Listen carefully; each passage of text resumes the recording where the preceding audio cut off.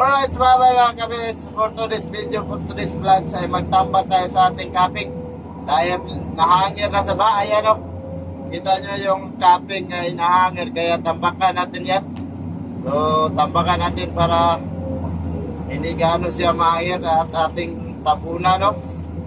So, dahil na rin sa baha, dahil yung baha ay dyan na siya tumangga yung baha. So, dito tayo kukuha sa ating ginawa drainage. Kasi yung ilog, alam nyo na, yung ilog dati ay dyan dumaan sa ating ginagawang recrap. Ayan, yung may cabin. Kaya pag dyan bumangga na yung ano, pagurbada kasi. Kaya ang ginawa natin ngayon ay tambakan natin para rin malim to dito banda. Yung ating ginawang drainage sa tubig o daanan ng tubig mga kabits, no? So dito natin ilagay para sa pagtambak na sa capping. Ayan, papunta doon sa baba ay nakapakan na yan hanggang doon. So nandun na yung isang kasama natin, no? Ayan yung isang kasama natin, no? Ayan, no?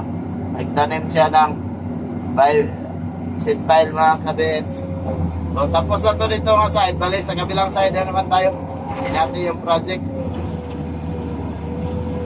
Kuha lang tayo ng materials dito hanggang sa matakpan natin lahat yung nagawang ano dyan.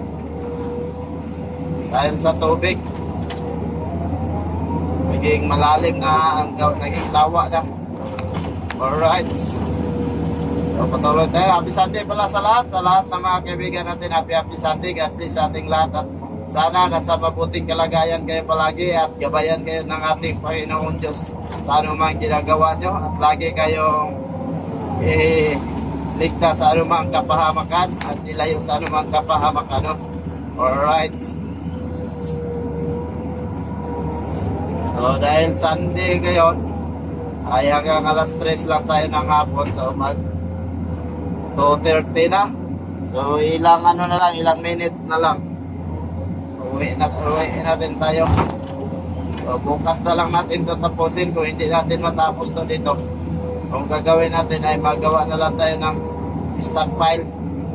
Ayan, stockpile natin dito para ilatag natin yan bukas mga kabits. So yan ang ano, forma ng ating flood control dito.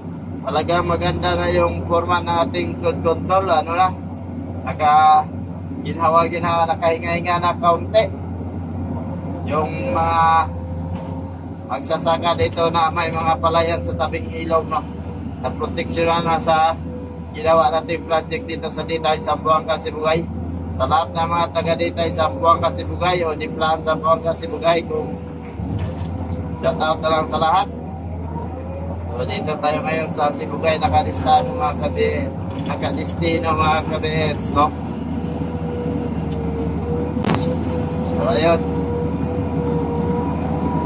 kailangan natin kukain to para ilipat dito banda yung mga materials, no? So yun, sa ating mga solid viewers dyan, solid supporters, walang sawang pasasalamat mula sa puso at maraming salamat talaga sa inyong suporta, lalo na yun sa mga ano, sa lahat na hindi na natin may isa-isa para hindi na masyado mapahaba at alam nyo na kung sino-sino kayo, no? Maraming salamat sa patuloy niyong pagsusuporta sa akin at patuloy pagmamahal sa akin, no? At yun lang ang maiganti ko sa inyo, na ipagdasal kayo na sana bigyan kayo ng malakas na pangangatawan at laging iligtas sa anumang kapahamakan sa ating Panginoon Diyos. Alright, so hanggang dito lang ating video. Maraming salamat at God bless sa ating lahat. Babu, I love you all. Bye bye.